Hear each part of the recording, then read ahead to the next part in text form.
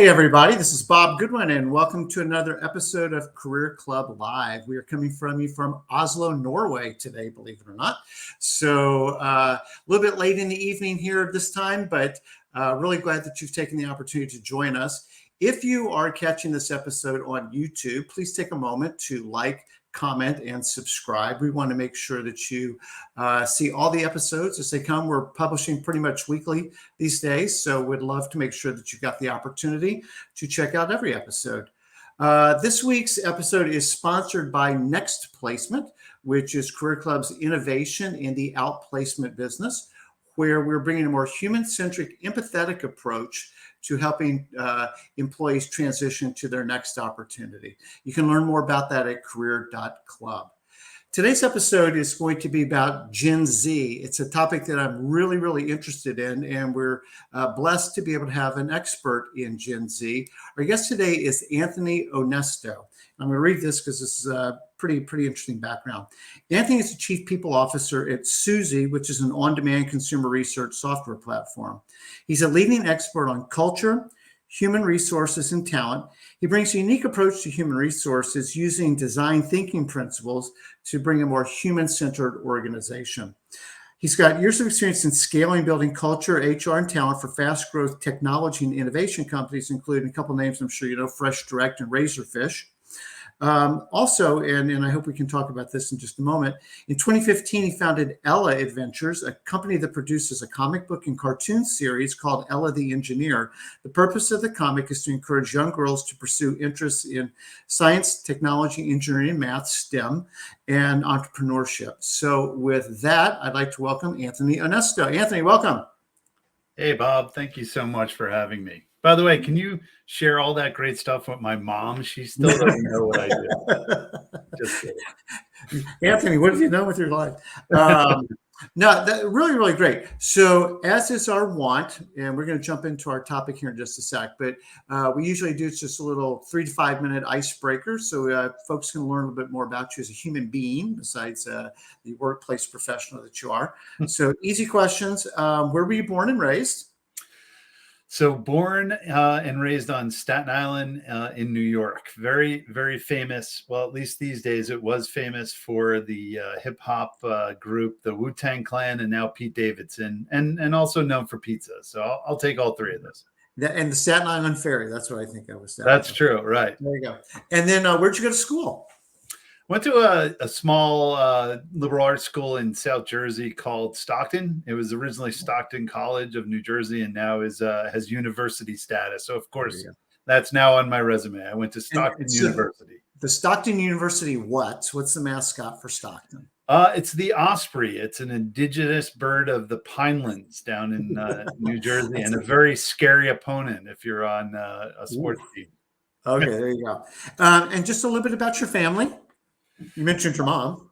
Yeah. My mom, my dad, of Italian American descent, first generation here in the U.S., both born and raised in New York, and like most native New Yorkers, kind of stayed close to the New York area. I have a sister, and also, fun fact, my sister and I were both adopted at birth. So doing a lot of recent exploration of birth parents and lineage with 23andMe and Ancestry. So going through a lot of that fun discovery right now. There are some amazing tools available to help people kind of understand their full story. So good on you. I think that's cool. Do you mind just painting just a little bit of a picture of your career arc for folks and how you ended up at Suzy? Yeah, I don't. Arc is probably, I would say, more like sort of a 2-year-old drawing all over the place, accidental by any means. You talked about my Stockton University or Stockton College. I got a degree in accounting because my dad was an accountant. He said you'd always find a job. It's kind of right one of the many times. And I was a failed accountant. The first year, I really didn't like doing accounting, and the company I worked for said I was pretty bad at it, so they fired me. So career-changing move, and I didn't know what to do. In New York at the time, you went into financial services. It's what you did, and it didn't feel like the right place for me culturally. And so I went back to the recruiting firm and said, hey, what can I do? They said, why don't you come work for us and be a recruiter? And thus my career in HR started in doing recruiting externally for companies, and really started driving a lot of recruiting and HR consulting with a bunch of these tech companies. If you remember the dot-com boom and bust.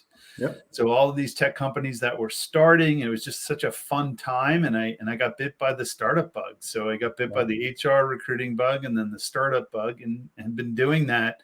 I like to say I got my PhD in startup for about 20 years here in New York, working with various startups and mostly within the HR, the operations, and the recruiting functions. No, that's cool. And, just super quick on the failed at accounting thing.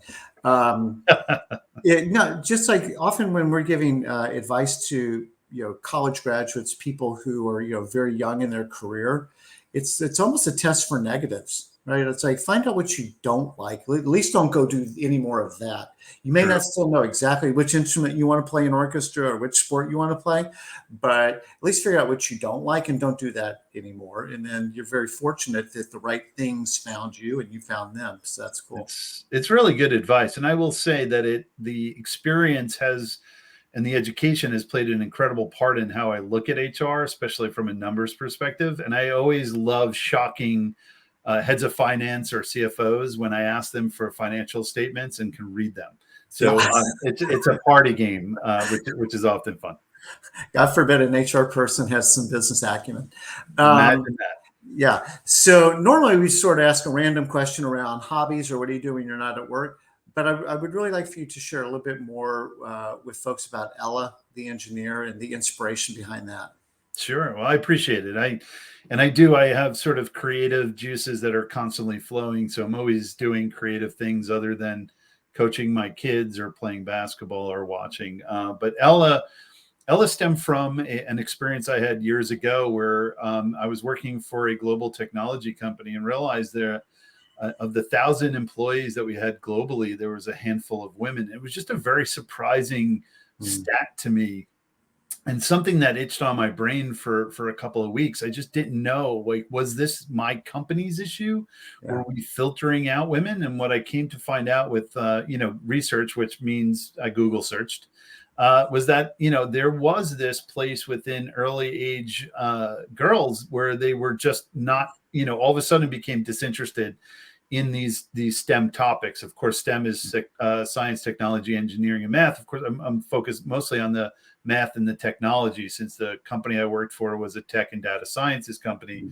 And so I said, I have to do something about this. I have to do something as the head of HR, where we want more women in the short term, but I also want to affect the community in the longer term. Yeah. And it was a bit self-serving too, because obviously in the longer term, I'd still be recruiting for technology folks.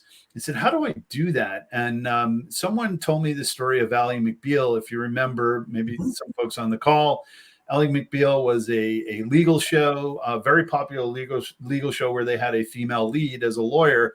And the result of that was a 20 to 30% increase in the amount of women that went into law school.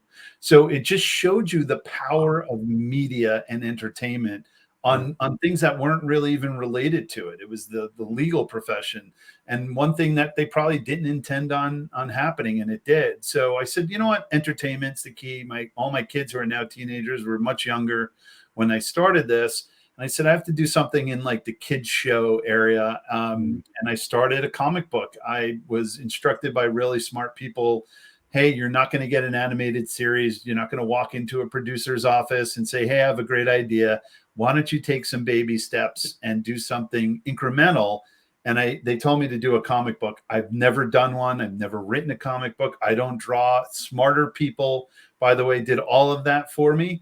But I was blessed with Razorfish was a company I worked for. They sponsored the original comic, and now Deloitte, global consulting firm, has sponsored 5-6 different comic books, a graphic novel. They've just been an incredible partner in helping us bring Ella the Engineer to life, which has been great. And now we're pitching this week animated series. So getting to that final stage of that potential animated series piece. So if people want to access the comic book or any other assets, how do they do that? Great. Thanks for asking. Niellaproject.com. They can go there. They can also see real women in STEM that we've interviewed. So what we wanted to do is bring the real women into the comic book and then the real women onto the website. And then there's a series of different tabs you can go into and download the comics for free. So we always wanted to make these available to anyone, anywhere digitally. And you can get that through the website. Anthony, that's amazing. Thank you for sharing that. And it's really nice to see you sharing a lot of your talent in a different way and making a kind of generational impact. So that's cool. So thank you for doing that. Thank you. Speaking of generations, Gen Z. So you wrote a book and it's called The New Employee Contract, How to Find, Keep, and Elevate Gen Z Talent. And do you mind just maybe spending a minute kind of why that book and why now? Yeah, great bunch of questions. Do you do this often? No, I'm teasing. I'm thinking about starting to do this more regularly. You might want to start. So COVID comes in and have a bunch of time. Can't really do anything on the weekends. You're stuck in your home. A lot of folks manifested that into many different things, and I felt like there was going to be a renaissance of ways from a creative perspective. And I started doing what I voice to text on my phone of a bunch of ideas I had about the new employee contract, about this contract that is unwritten between employees and employers, this agreement that we've had.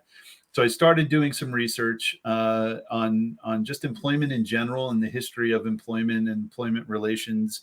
And really started to dig in, but the spirit of it was this situation that happened to my father years ago. He worked for the same company his entire career, something I don't think we'll ever see again in our lifetime. And at the end, towards the end of his career, he was asked to reapply for his own job and didn't get it and was forced into retirement. So here's a person that was doing a job forever, asked to reapply, didn't get his own job, and then forced to retire, which ultimately was the reason why was they wanted him to retire. They wanted to maybe pay less for his position.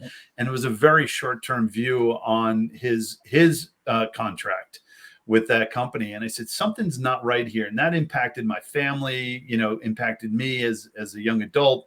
And so I've always wanted to explore that. So I took the opportunity to explore that, but I didn't want to just make a comment on how this contract has eroded. Originally, many years ago, decades ago, there was a contract. You hire me, I do work for you, you pay me, but it was like a community. A lot of the businesses back in the day were rooted in their communities.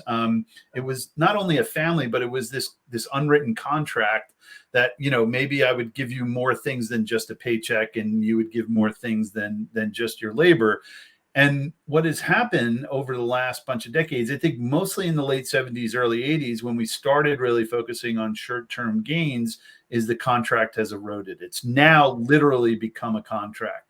You give me salary, and you give me labor, I give you salary, and maybe you'll get promotions and other things. But for the most part, that sort of contract has eroded. And I wanted to make a statement about that, but not only like a high level macro statement, but I wanted to do it with some sort of, okay, what's the action? What do we need to do to solve for this? And what I found in my research, as I was thinking about the next generation coming into the workforce, Gen Z, that these two worlds, my POV and the research we did on Gen Z, lined up perfectly, almost perfectly.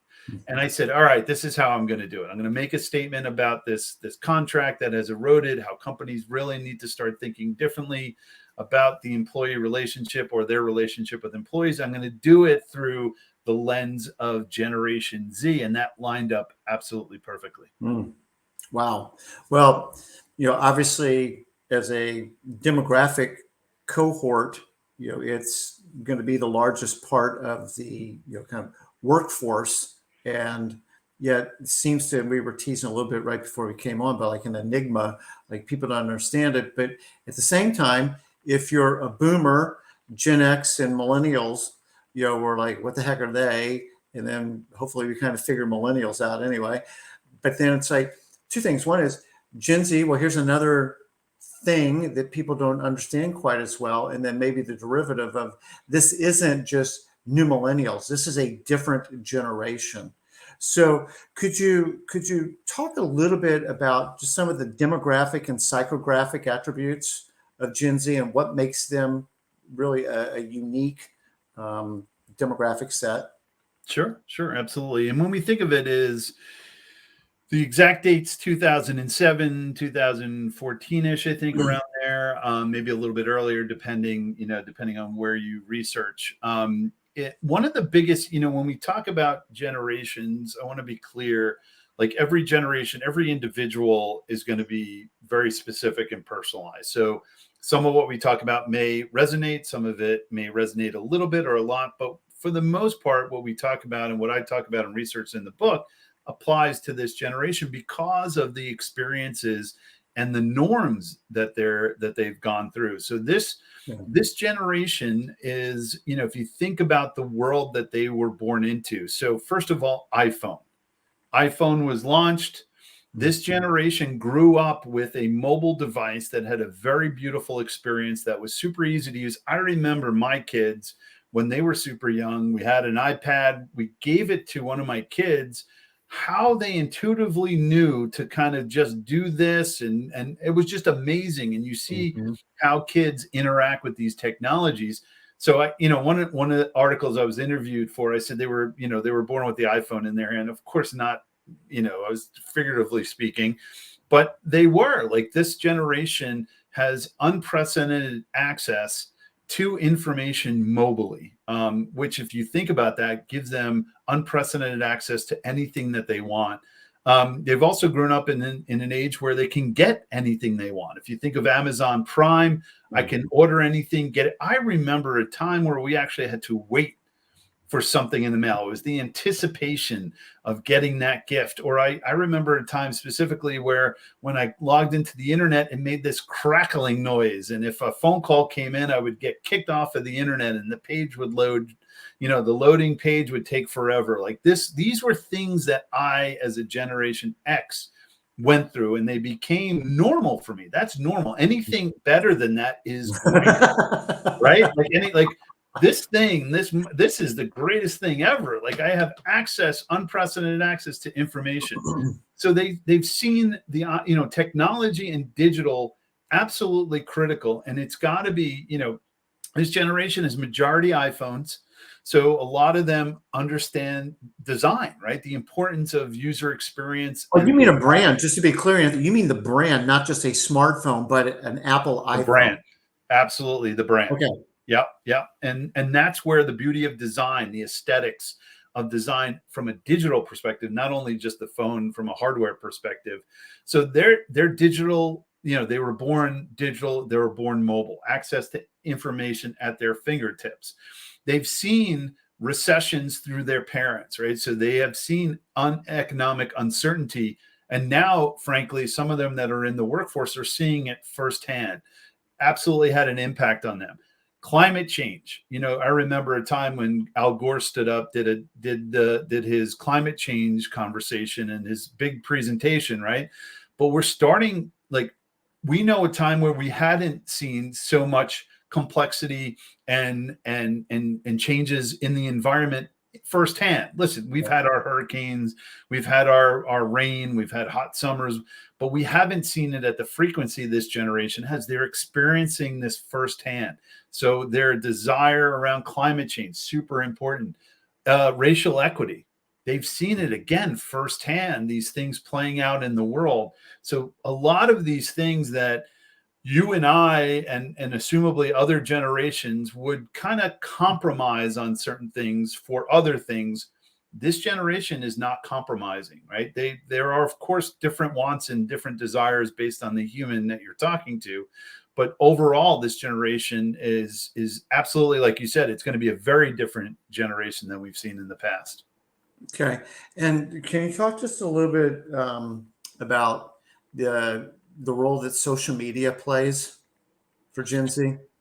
Yeah, of course. I mean, I think, again, if you have instant access to information, that's really, it's not there's a lot of surveys, there's a lot of studies being done about the impact of social media on the lives of Gen Z. Of course, there are definitely negative impacts. Professor Galloway is pushing a lot of this effort and a lot of data to support these things, right?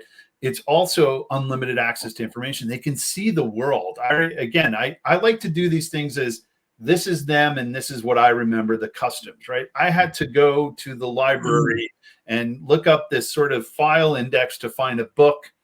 It took me, it was almost, not for me specifically, but a deterrent for some people who would want to read, trying to find books and it's just very difficult to get access to these things. Imagine, I had to look into an encyclopedia to learn a little bit more about the world.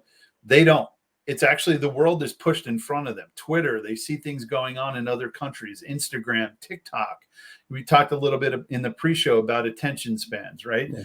This idea of getting quick information at access to, so social media in all of the different fundamentals of why people go on social media, it's also been so beneficial for this generation to see events play out in real time, especially on video. And these events are global, where people are fighting for rights in different countries. They can see it in our own country with some of the racial inequity they're seeing in other cities, some riots, whatever it is, they're seeing it firsthand. So while there are some negative impacts of social media, no question, there have been really some things where now they're exposed so much that it's actually formulating their global view. Okay, so now let's start trying to put this in the context of I'm an employer. And I might be a hiring manager, I might be a CEO, I might be an HR executive. What are some of the implications, Anthony, of what you've just been describing to us for the past few minutes? Yeah, so many. First thing I just want to, and I talk about this a lot in these sessions, because I think it's really important to take a step back. So what typically happens, we've seen it in business, we've seen it in life, whenever a new idea comes into our existing construct, the minute it comes into our construct, and if maybe it's counter to what we believe in or counter to the way we behave, we attack it, right? It's like, no, that idea, that's a crap idea. Or you've probably seen some of the articles about millennials, they're lazy, or they're job jumpers, or these Gen Z are entitled. We're seeing it. I have a Google alert, Gen Z. I see it constantly. And actually I use it for a lot of my TikTok videos, because my first advice for anyone in these positions is to listen and try to understand. Do your research before you make a judgment on this generation. Now, Mark Cuban has done a lot of research on Gen Z and calls it potentially one of the greatest generations. Time will tell, and we'll see what happens with his prediction there.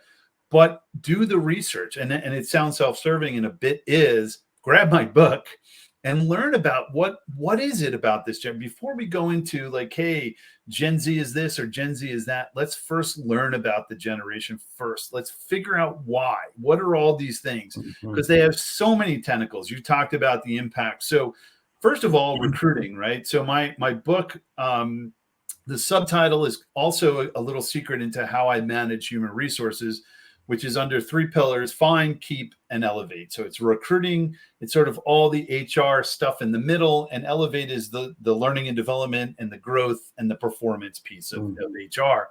So let's start with find, just as an example. So recruiting. If we think about the digital savviness of this generation and start auditing our recruiting processes, you will find so many gaps. Right. So when I go to your website, not yours particularly, but any company website, and I want to apply for the job, how many clicks does it take me to just get to your job description before I even apply? 3, 4, 7, 10, who knows?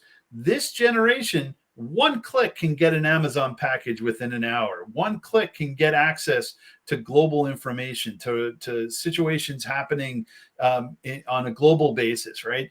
So when we look at the attention span specifically, which has been, it's been in articles lately. Yes, the headline is great for clicks. They have an 8-second attention span. Yes. Is it true? Yes. but it's because of the custom norms that they've grown up with. They don't need, they're on to the next thing. Right. So now think about how that applies to your recruiting process.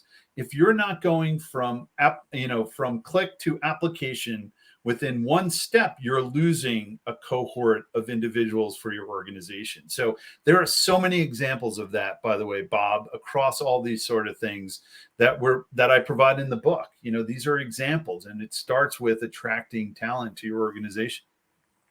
No, that's great. And I would think that even the channel of how you're recruiting, you mentioned TikTok, you mentioned Twitter, just being text-based. Like texting is just like their native tongue, right? And even the channel that you're recruiting on, is it a channel where you're going to find them and where they want to be found in their preferred channels to communicate, right? So it's like, well, we've got this big clunky desktop application that the mobile version of it kind of sucks, but that was just part of the package. It does it. And then somebody's like, I'm holding up my iPhone right now. This is like my go-to entry into the world, and you're not optimized for this and how I want to interact with you. To your point, you're on the back foot before you even start. Right. And that's a key. Like, I love the way you put it. You're on your back foot, because you can ignore the advice in the book. I suggest you don't, especially now that more of company value, if not all of it, is based on people. And we could talk about the demographic issues that are plaguing the world and all that good stuff. But at the end of the day, finding and attracting people, even during a downturn that we're seeing now, is still going to be a key factor in your company's success. If you're on the back foot, you can ignore what I tell you to do. I'm not, and some people will. Some people are like, I'm not doing that. This generation should find me, not us find them.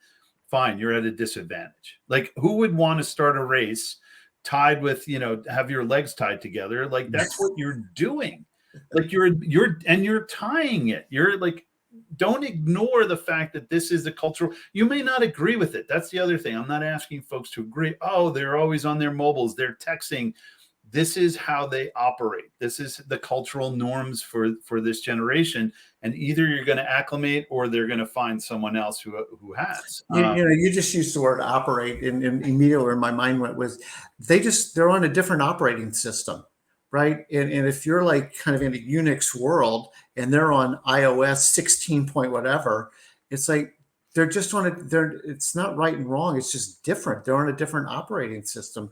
Yeah. And on the recruiting bit, you're kind of like proceed at your own peril. Like, if you don't want to play the game, it's, boomers are aging out of the workforce pretty significantly, and will for quite a while yet. It's like, all right, well, what's coming in to replace them? And to your point, you can rage against a machine and go, well, they're lazy and they've got the attention span of a goldfish and whatever. But there's a tech savvy, wants to be motivated, really strong cohort that if you're like, yeah, no, well, you do that at your own risk. Yeah. Oh, absolutely. And if you think about it, it even applies. I would argue whoever's questioning this, I would ask them, or I would love to observe them on a customer support call, or like, nobody wants to 1,000 click to anything, right? So whatever, the most interesting thing, and we're going to go over a bunch of different sort of wants that this generation has. I was actually on a webinar, and someone put in the chat, asked a question and said, are they asking for too much? And so my response was, okay, I'm going to list all the things that they want. Now we're talking about, your company being diverse, your company's position on climate change. They want, work-life balance. They want, an easier application process. If we want to get super detailed, let me know which one of these is not good for the world, or none of these.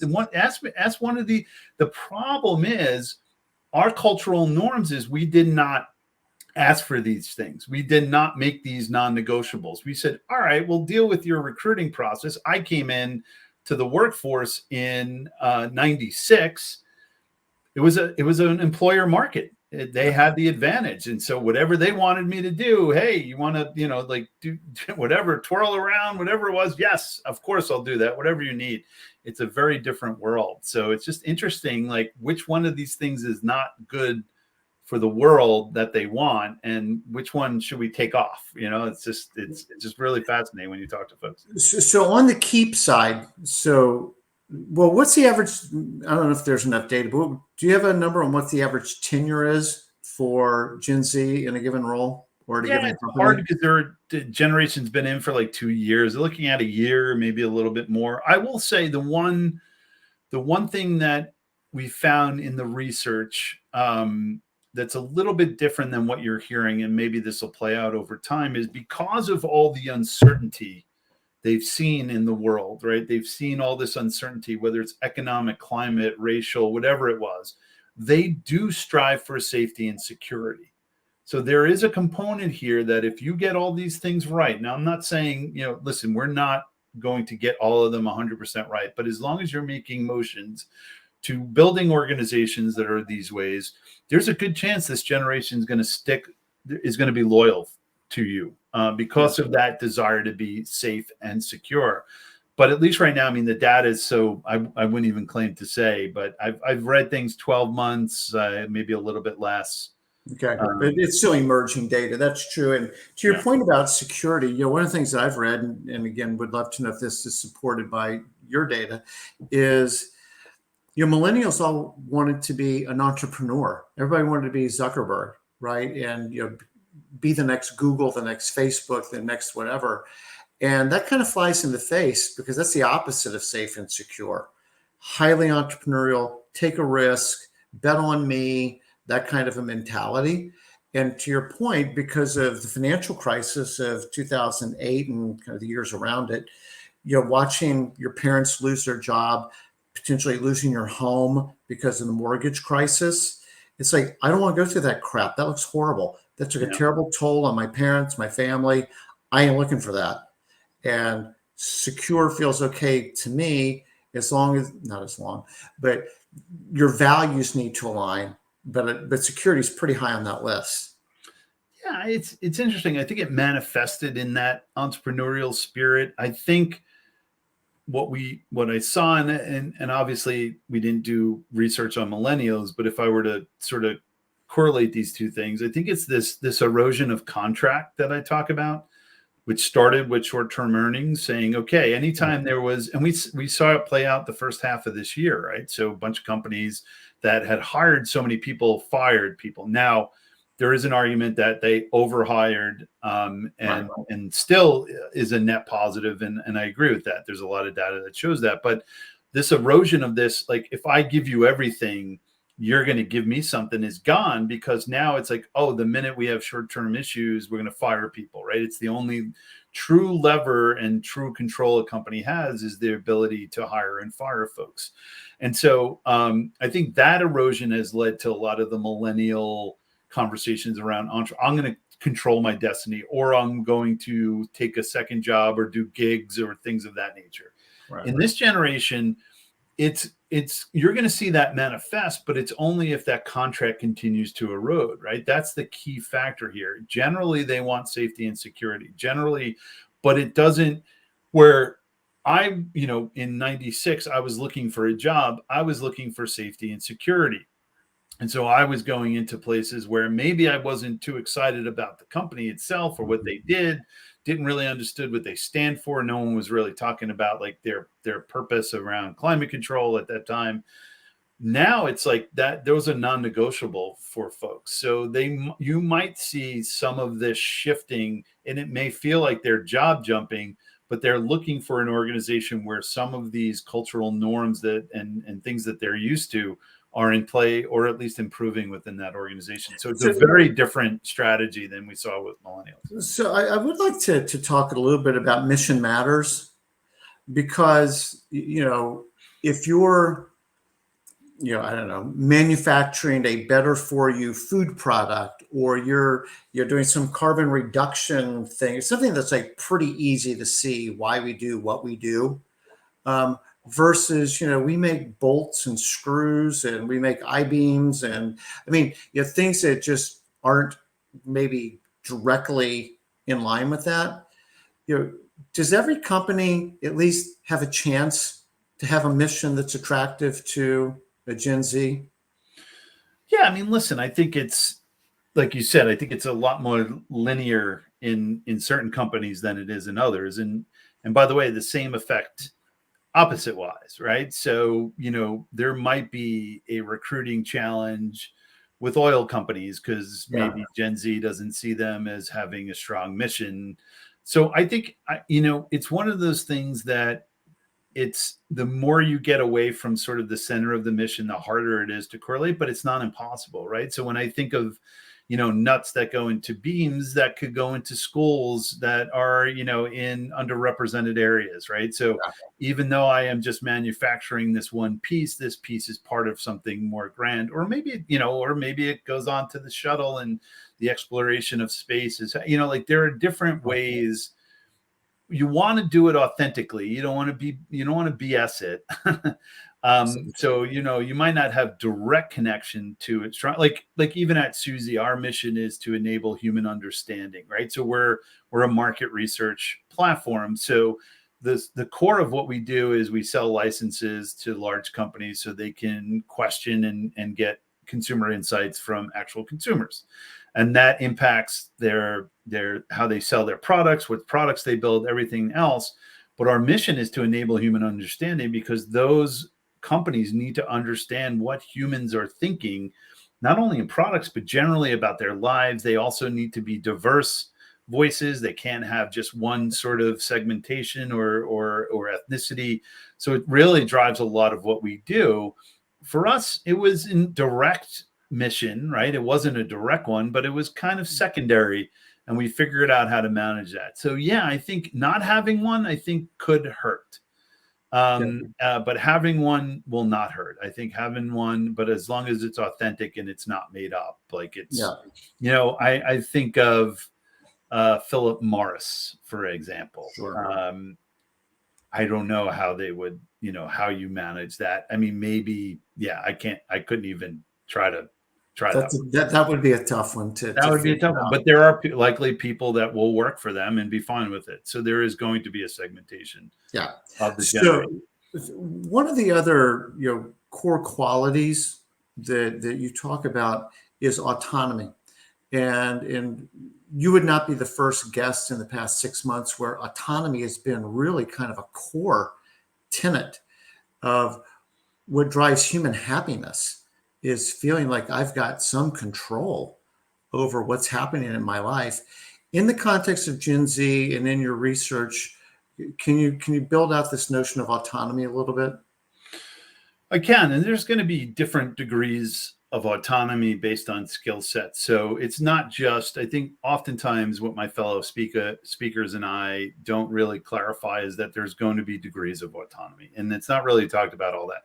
There can't be just blanket, like, you've never been in the workforce, you've never done this stuff, I'm just going to let you go and do whatever. Like, there's going to be guidance, and generations, anybody really, any employee wants that guidance when they don't know, but they also want the materials and the learnings to happen too. So how do we support that?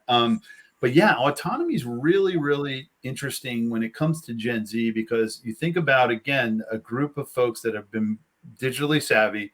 So never having really any blockers to information whatsoever, other than maybe mom and dad taking away their iPhones, but literally unprecedented access to anything. Now, if I had ChatGPT, it's like, oh my goodness. And by the way, you have to say ChatGPT at least once a day, or the AI gods do not get their giving. So there it is.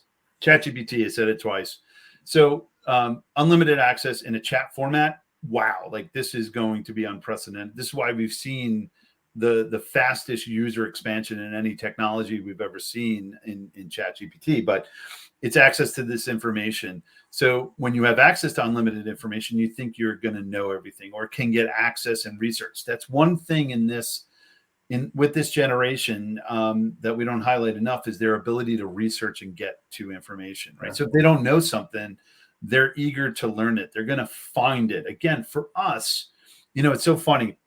Little adjacent. I apologize, but I was at a dinner this weekend, and I'm obviously a homeowner, or not obviously, but I'm a homeowner. I have kids, but I'm not technically savvy in any of those things. I don't know how to put together anything. It's terrible. Like my father did not hand down any handiness whatsoever. So these guys are all talking about how they're pretty handy to begin with, but they're using YouTube to learn about, like one was putting in a window. I can't imagine, like even if I watched YouTube, there's no chance I'm putting in a window. One did repaired his dryer, all these sort of things. Like it's just amazing to me. Like this is Generation X and using these technologies, right? So again, this idea of autonomy is, let me figure this out. I've been a gamer. Again, one of the things we didn't talk about before was this generation majority gender identity regarded are gamers. Most of them are gamers, right? So they're building worlds. They're building these worlds on Fortnite and other things, right? Yeah. So this ability to do things, construct things, the ability to research, I think it gives them a lot of like, hey, I can figure this out. And that's why they're really looking for that level of autonomy. Like that is a big deal. And it also manifests in some mistakes we've seen by companies recently, especially when the pandemic came, when they started measuring certain keystrokes, or if your camera was on, that you were productive. If you're a software engineer, you're never on your camera. Does that mean you're not productive? Like these measures, we call them Cobra effects in the book. We have to make sure we're not, the generation, and I think this should apply, and which is why you're seeing a lot more often in your conversations outside of Gen Z, is it should apply to everyone in an organization, is let's measure the output. What is the quality of the output and the measure and productivity of the output versus how they do it, right? Who cares? I've always said, I don't care if you moonwalk on the roof. If you get your stuff done, your bestseller is overquoted by 150% and is generally a good person. Really, like I would love to learn how they're doing it just so we can impart that wisdom on other folks. But autonomy is actually a very, very big deal. And I think it's across generations. It's not just. Yeah, we're going to be doing another episode here very soon on results only work environments. And that's really the thesis, and it's then within that, there are two sides of the same coin. One is autonomy, but the other one is accountability. Yep. Get your stuff done on time with excellence, right? And if you're doing that and you're doing other stuff, I really don't care if you're doing it 2 a.m. or 2 p.m. I don't need to see you in the office, right? You just need to get your stuff done. And as you say, be, generally a good human being and not disruptive to the culture of the company. Right. But yeah, it's like, well, that's kind of what we pay you to do, is to do your thing. Very quickly, because man, we could go for a while on this. Sure. Can you talk about, I've learned to not like the expression work-life balance as much as work-life integration. And, then kind of the double clicks on that around, just health and well-being in general and mental health and well-being in particular. So can you kind of unpack a little bit about, just the whole work-life integration and how important that is or isn't to Gen Z? Sure.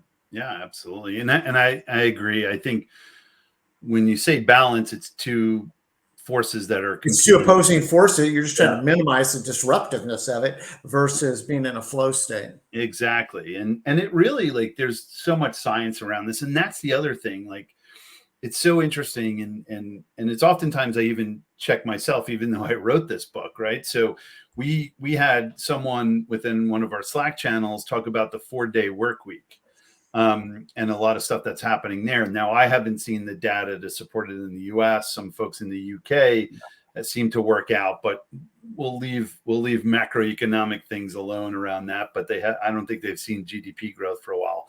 But we haven't seen the data yet in the United States, but they called it out. They're like, hey, if we're a data first company, the data is showing that this works. And I was like, I had to make sure that my research, like I was ready to respond. And I'm like, hold on, let me do the research, make sure my position is right here. And it was like, there's not enough data yet. Right. So it's this idea of work-life balance. It's just, again, more of the cultural norms of kind of like there's this thing on TikTok that's happening where people go up to other people and say, "What's your salary?" Right? This transparency that this generation's so open to. I can't imagine. I still don't, like, my parents don't even know what I make. Like, I'm not telling anyone what I make. But this generation is very open with this kind of thing. So again, the health was always a thing we know. It's not anything new for generations, but the openness to the impact of health on our well-being in general, like, and also our work well-being. The science is out there now. There's enough data to support, and they're more open to talk about it. Mental health, again, same thing. It was a stigma. Like, it wasn't mental health, it was mental issues, right? So it was always more of a negative connotation during the customs when mental illness. Mental illness, right? Oh, illness, that means something's wrong with you. Where now it's like, no, it's about mental health. Yes, there's some issues, but it's all about getting better and thinking about the brain as a muscle. It becomes more common again they're more open to talk about it. So the customs and their experiences, those expectations are brought into the workforce. And so they're okay discussing these things. And that's the interesting part, because when those things happen, we're all like, ooh, you want to talk about that in public? And again, that if we learn more about this generation, we'd be like, oh yeah, that's kind of how I wouldn't do it.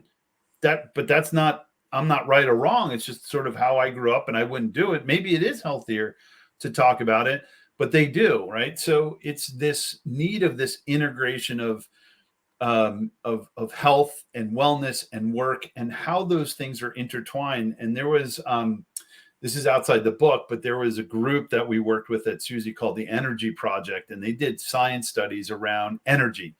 And they looked at athletes, they looked at workers, and what they found was that you can work straight for like 90 minutes, and then you need some sort of break. It could be a minute, it could be a 5-minute, it's a walk. It's just to sort of re-energize you for the next thing. And it's aside from any Red Bulls and other things, it's this concept of this rhythm of 90 minutes rest, 90 minutes rest.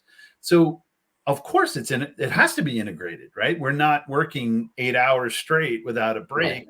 And so it's got to be integrated in some way. And the more that we get data, the more research that's out there, the more this generation has access to that research and data, the more they're going to come to their organizations and say, why aren't we doing? And the other cultural and custom that they're not afraid to ask. It doesn't matter where they are in the hierarchy of an organization. They're going to call you out and say, why aren't we doing this? And it's going to be a challenge for some companies that are very used to not having that kind of integration in their workforce. Yeah.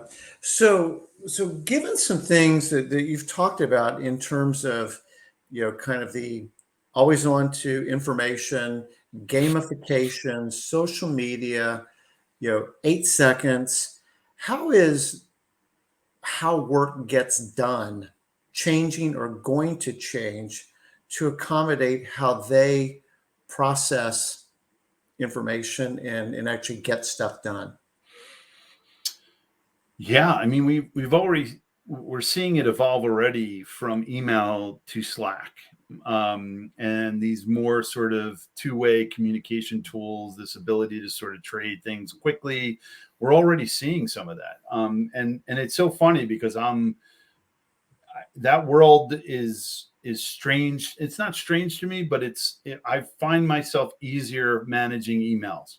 I have an email, I have a task, I go do it, I go to the next one, right? Very task oriented. Where Slack is more like bing, bing, bing, bing, bing, bing, bing. You're constantly back and forth, back and forth, back and forth, right? And it's like this noise to the left of me. But we're already seeing that. We're seeing that ability to sort of work on things in a very quick way, almost like handing things off, handing back. Technology is only going to get better and better with those kind of solutions. So I think that manifests in our workforce. I think that allows, and that also presents challenges in terms of the expectations, right? So if I send you something, do I expect an immediate response? Or if you're working on other things? Yeah. And so I think it's going to change the way we think about things, as opposed to like, hey, I need an answer. It's setting the expectation. I need an answer by X, or I need, it's putting a little bit more, in the ChatGPT world, there's a thing called prompt engineering. You have to put all these specifications in to get the right output. I think it's a great analogy. I just made that up. But I think it's the same thing. I think we're going to have to prompt engineer folks to say, okay, I need this output, I need this quality, I need it by this time. And then that person, the individual, is going to identify and say, when do I need to get that? Like if I need to get that to you tomorrow, I might do that tonight. And one of the greatest inventions ever created in email was send later in Gmail. Greatest thing. And Slack, same thing. Yep. Oftentimes I find myself the most coherent at 9 o'clock at night, and I'm answering emails, but I don't want to necessarily send that email to you because you're not working. And so it's this other world where people are going to work based on when their energy happens. And so it's going to be interesting to see how, I think that the thing I'm really interested in mostly is how you support clients with that kind of work, right? Are clients going to be like that? Or is this just set norm 9 to 5? We're all going to work outside of that, but because of all these technologies, we'll get pings during that time frame. So it's going to be really interesting to see how this all I think one of the anchors in that will be work-life integration and, a little bit of boundaries. And leave me alone. I don't really want to. I'm doing something else right now that's more important to me. So I'll be back to you when I'm back to you.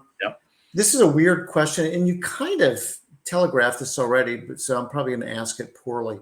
But kind of like the watch outs or the caveats. So I'm a big company, and I'm acknowledging everything that you're talking about. This new generation with some variables is getting introduced in our organization. How do we, or is there anything, guardrails probably isn't the right word, but things that we can be doing, should be doing to help folks assimilate as well as possible while still getting everything done?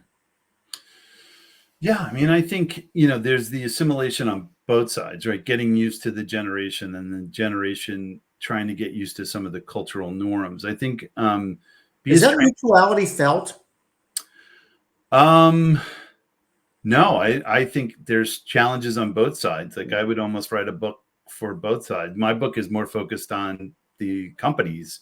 Yeah, I'm sure someone's working on the Gen Z side. I think the challenge with that is that they may perceive it as acclimation, right, or assimilation, which is something that we were just talking about. Maybe that's not the right answer anyway. But I think it's setting cultural norms. Like when we onboard new employees, whatever generation they're in, we sort of set like this is how we operate communications wise. This is if 6:30 or 7:30, you shouldn't expect an answer. Like setting, I think being transparent about these things, but also I would being honest about them and also being what's the word I'm looking for? Just making sure that you're authentic. That's another key. Like I think oftentimes what we talk about this generation looking for diversity, right? They're looking for organizations that are diverse. So in all your communications, you're saying you're a diverse company.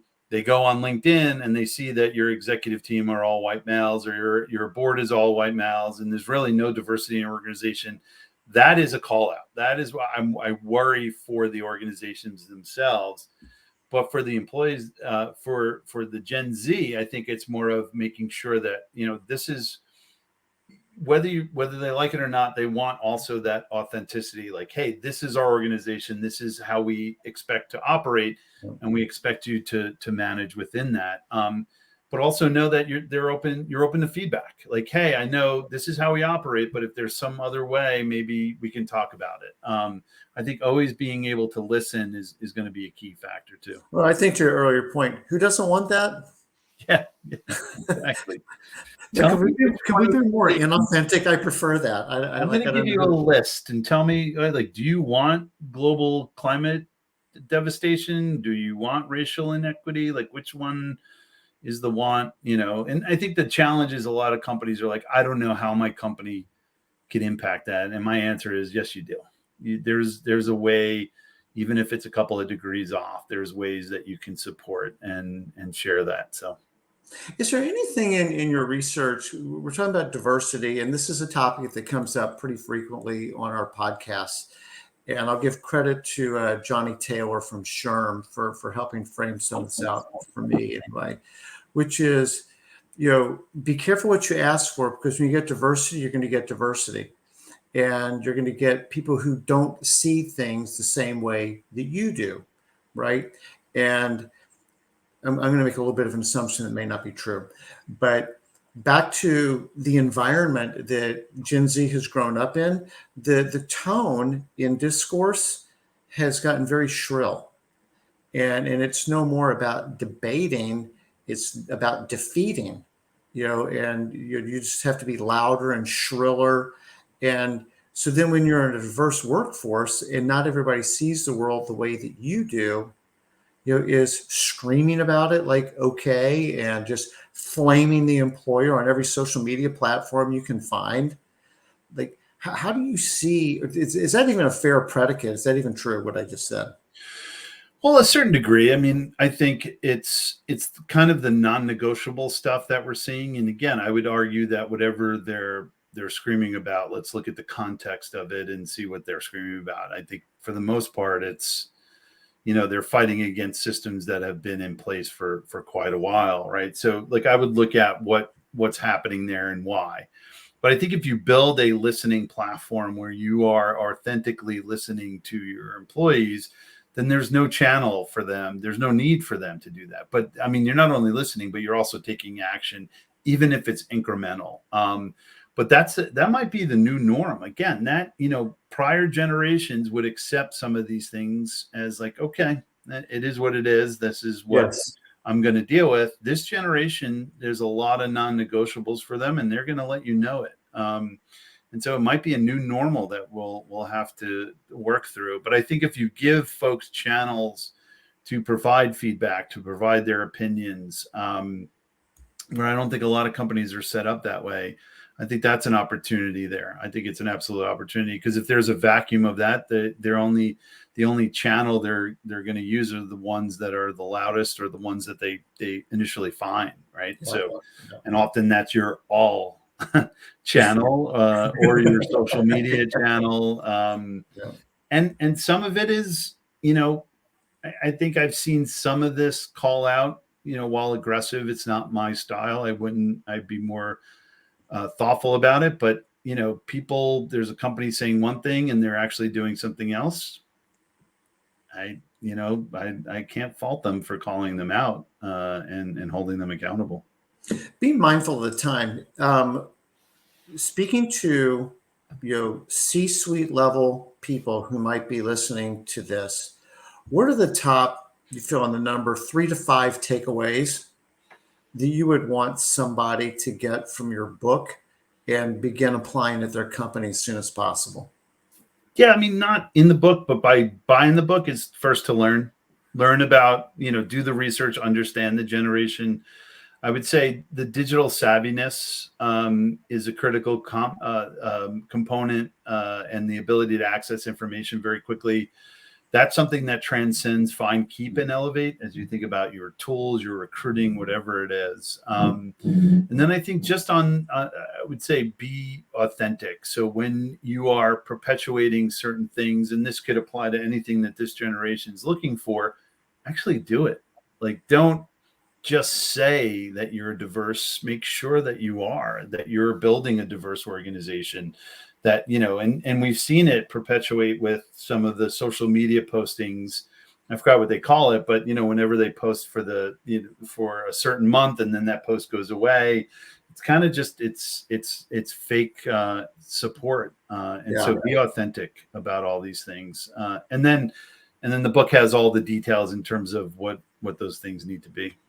Well, I think we'll say this now for the third time and end on it. Who doesn't want these things? Like, these are good things. Like, we like diversity. We like, a healthy, workforce, people that are mentally, physically thriving and doing well, right? We want a, world that is actually not falling apart because it's been neglected or abused. So I think, most of us can get aligned around that. I do like 10 clicks. So, man, just give me more clicks to get to something. That's fine. But maybe that's on purpose. Yeah. But Anthony, I really appreciate, and you've referenced this a few times, of doing the research. So this is actually data-driven, let's not just have opinions and who can come up with the best expressions and phraseology, but like what's actually true? What does the data say? And let's get aligned around data. And if more people were doing that and relying less just on opinions or headlines, I think we'd be in a lot better shape. But the work that you've done and the way that you've presented it in what I think is a very digestible format. This isn't, overly academic or something like that, but something that even a schlep like me can figure out.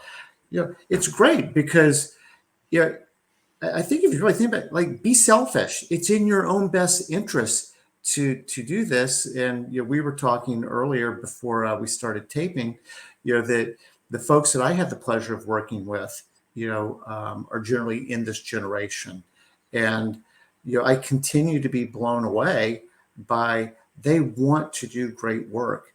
They want to work at a place that's making a difference in people's lives, including their own, and when you can provide them with the format to do that and a palette to paint on, it's really cool. By the way, keeps me younger and I'm more tuned into what's going on in the world and keeps my brain a little softer. So I think it's only good stuff. And the more we understand everybody, the better we all are. It's sort of the richness of the fabric. Absolutely. Or you can not buy the book. You can ignore the podcast and do what you've always been doing, and let's see how that works out. Knowing that, looking like a true New Yorker. Hey, hope that works out for you. Status quo has not been good for any company. You think of Kodak and all these other companies. It hasn't been good. So, and it's hard. The pendulum has swung a little bit back towards companies with particularly in tech. Although I will still say record unemployment, lowering demographics, low unemployment. Yeah. It's just it is still, and the more of your company being intangible assets, as in people, IP, software. But by the way, that IP and software created by people, at least for now. ChatGPT, third time I said it. But at least for now, it's very much intangible assets, and there's always going to be people involved in these things. You want to understand them, and you don't want to generalize them with the book or without the book. You want to truly, like my advice is read the book. It'll give you a good idea, but talk to folks. There's also going to be different wants and needs based on the individual, whatever their generation is. No, exactly. Well, I can't highly recommend enough that people buy the book, read the book, get a little bit more information in your head to understand and engage. I think that's really the best thing that you can offer people. And from there, everybody makes their own decisions. But Anthony, I'm so pleased that we got introduced and I've been exposed to the work that you've been doing. I know that people that will take the time to read the book, listen to this podcast and other places where you're presenting what you have found can only benefit from it. And I know that I have, so thank you. Thank you, Bob. I appreciate your time today. It's been and fun. Thank you, everyone, for listening. And again, we would encourage you to like, comment, and subscribe on YouTube. And this is also going to be available on all your favorite podcast platforms. So we would love for you to subscribe there. So again, Anthony, thanks so much. I hope you have a great rest of your week. Thanks, Bob. You too. Okay, thanks. Bye-bye.